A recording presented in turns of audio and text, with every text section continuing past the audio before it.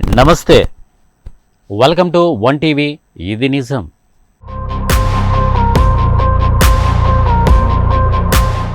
బహుశా భవిష్యత్తులో ఈ మనిషి మాయమవుతాడేమో. ఈ మనిషి చేతులకు శరీరానికి పని ఉండకపోవచ్చేమో.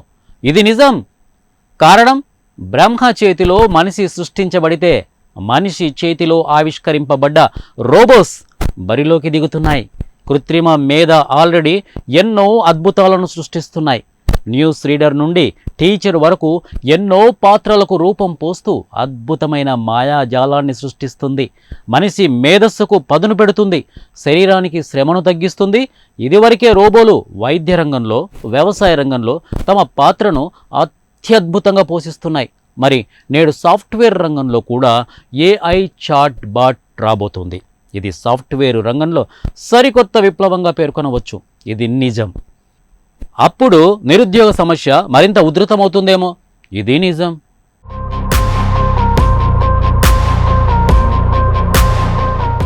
వ్యవసాయంలో అది ఇది కాదు, మొత్తం ఆ రంగానికి సంబంధించిన విత్తనం నుండి పంట కోత వరకు అన్ని విభాగాలలో రోబోట్స్ విరివిగా పనిచేస్తున్నాయంటే అతిశయోక్తి కాదు. దుక్కి నుండి దున్నడం వరకు, విత్తు నుండి ఫలం వరకు రోబోట్స్ అన్ని చక్కగా చేసేస్తున్నాయి. ఇక ఇప్పుడు అమెరికాకు చెందిన టెక్ కంపెనీ కాగ్నిసన్ కృత్రిమ మేధా ఆధారిత సాఫ్ట్వేర్ ఇంజనీర్ ప్రముఖ కంపెనీ నిర్వహించిన ప్రాక్టికల్ ఇంజనీరింగ్ ఇంటర్వ్యూలను విజయవంతంగా పూర్తి చేసింది. ఒక ప్రాంప్ట్ ఇస్తే చాలు అలవోకగా కోడ్ రాసేస్తుందట, వెబ్సైట్లను క్రియేట్ చేసి ఇస్తుందట.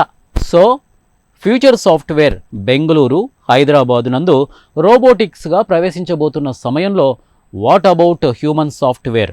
మనిషి యొక్క మేధస్సు భస్మాసుర హస్తాన్ని ప్రయోగించబోతుందా? ఏమో, ఇది నిజమవుతుందేమో. ఇదే నిజమవుతుందేమో.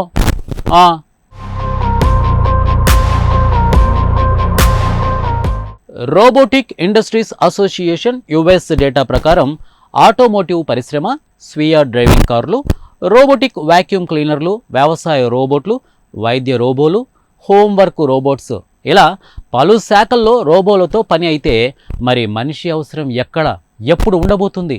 సో మ్యాన్ పవర్తో పని లేకుండా కేవలం యంత్రాలతో పని చేసుకునే రోజులు మున్ముందు రాబోతున్నాయి. ఓ మనిషి, బలవంతుడవని మిరిసిపడకు.